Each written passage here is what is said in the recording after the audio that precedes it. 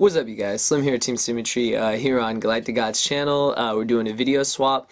We've been to do this for a while, you know, just other things have been getting in the way, but we're finally kind of like on a vacation, so able to get a lot of videos up for you guys. He's going to be having a video up on my channel very soon, and I'm here to just do a deck profile for him. I'm doing a deck profile on one of the decks that I've always loved to use since it first, you know, came out, and since it got better. It at one time was the best deck in the format, and has, you know, fallen off due to, you know, Rescue Rabbit, Inzektor's, all these other decks, but I think has the potential to come back. It's, believe it or not, a pretty good meta call, especially with Chaos Dragons running around. A lot of other decks rely on the graveyard to get their pushes off.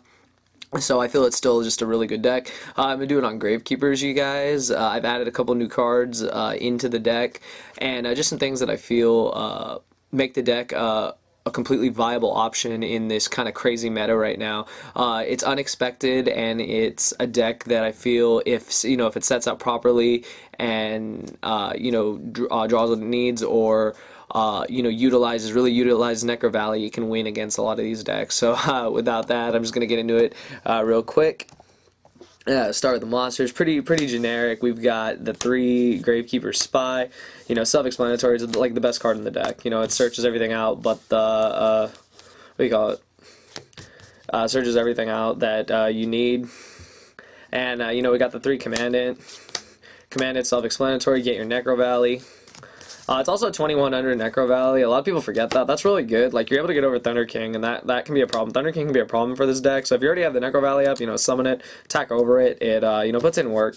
Also, like, Thunder King can hurt like the best card in the deck, which is the 3 Recruiter. Recruiter's amazing. This is the card that can search out everything you need, except for Spy. But this card really does a lot of work. It does a lot of loops with Descendant, a lot of other loops, and it's great. You know, like when you know, you Torrential, you do something like that, and you get the +1. It's really good. I really like this card. It really is what made Gravekeepers take off back in the format where they were like the best deck. 3 Descendant. Now, a lot of people will be quick to say, you know, priority's gone away. How effective is Descendant? Descendant's still really effective. You just really have to know how to protect this card along with the other cards in the deck. You know, people do run Bottomless. They do run you know, Fiendish Chain, Veiler, a lot of cards. People would Veiler this anyway, so, you know, they -1 themselves in the process. But this card's still really good. It's 2,000 under Necro Valley, and it does put in a lot of work. So this is still a really good card. 3 is needed just because of, with priority gone and with Bottomless, a lot of cards running around, you don't not want to have a copy of it, so it's still really good. And then 2 Malefic Stardust. This card is really good because, you know, it's pretty self-explanatory. It protects your Necro Valley from being destroyed, Necro Valley being pretty much a win condition in itself, being able to lock down the grave against Chaos Dragons.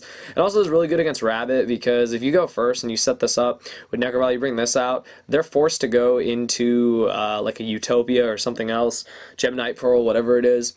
And, you know, if you have back row and protection, you're good. Or they'll have to have the Lance as well. They'll have to have the Forbidden Lance, and, you know, they're not always guaranteed to open with Lance. So this card's really good. Plus, like I said, it's a really great way to protect Necro Valley. So that's the monsters. There's 14 monsters. Pretty standard, pretty simple, but they all you know, do what they need to do. Spells are pretty self-explanatory. We got the 3 Necro Valley, of course. This card locks down the grave, Monster Reborn, all that stuff. Really good. Really good against Chaos Dragons. They can't remove for the Light and Darks, which is kind of how they win and how they OTK, so single-handedly locks them down. 3-Potted Duality for consistency. That hasn't changed, because you just want to draw into your pieces. Like, the whole part of this deck is drawing into your pieces. The next 3 cards are new in the deck. I've been testing these like since I got them, and they're just really great. Instead of Mystical Space Typhoon in this deck, we run 3 Night Beam. Now, Night Beam is a little iffy. Some people like it, some people don't. The reason why I really like this card is that it's able to, you know, get rid of back row, of course, but it's also able to stop cards kind of like Gemini Spark, or something that they could chain to, like if it's an MST, if it's a Gemini Spark, or something that's a quick play that they can respond with. This card says no, because this card makes it so that they can't activate the card you've chosen. You know, a lot of people will say, oh, well, you can do something else. to stop Night Beam. But if your opponent has only one back row and you're playing against heroes, which this deck already has a good matchup against heroes, if that Gemini Spark could be the reason why you would lose advantage, this card is really good. Plus, this is a better alternative to MST for Gravekeepers because they do use Descendant and Recruiter to hit the other back row. Feel free to try out this card. Maybe you don't like this card, but I think this card's really good in the deck, and it really does make a difference. I've noticed in running the deck.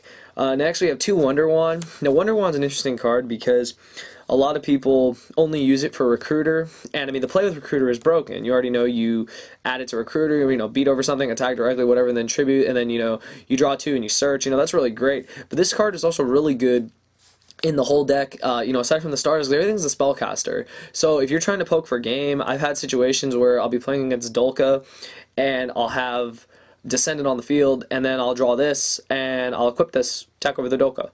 Next turn, if I feel I need to draw cards, I'll tribute it to draw the cards, and I mean that's just what's really good about this card. I like 2. Some people like 1. Some people like none. But I think it's just a really good card in the deck. It's kind of like I look at it as like a Caliber sword that Inzectors use, except I feel that this card's really good because you're able to draw from it. So that's really good.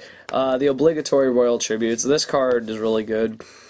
You guys already know. It's also really busted. Like, it's a card that people said should have been banned a long time ago, but since Gravekeepers kind of fell off.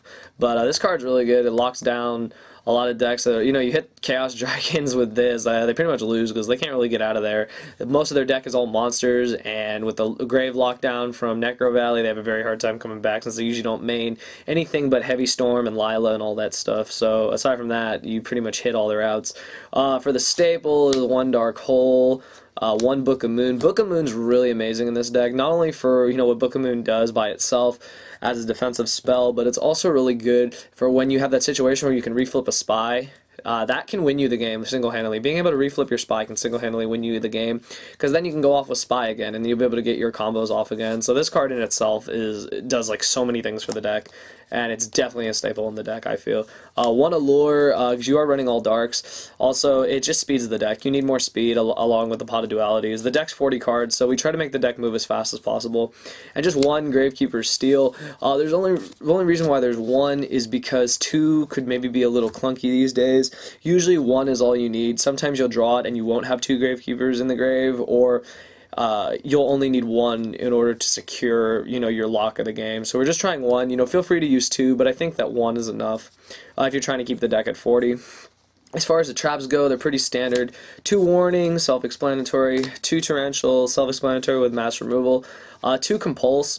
The Compulse are really good in this deck because a lot of decks suffer against Gravekeepers because, if people don't realize, Gravekeeper's defense is usually 2,000 or higher, or 1,700 or higher when the monsters are set, just when they're set or in defense mode. Because a lot of decks, like Heroes, have a hard time getting around monsters that are bigger than 1900, and it's not so much their attack points as their defense points. So you're able to stall out, and this card is really good, against Exceeds, against a lot of other decks. Disrupt Dino Rabbit, Disrupt Inzectors, and just really make your key pushes. I've seen some crazy plays with this deck where you can compulse stuff back and then hit them with the Royal Tribute, so then they lose another monster. So this card's just really versatile in the deck overall.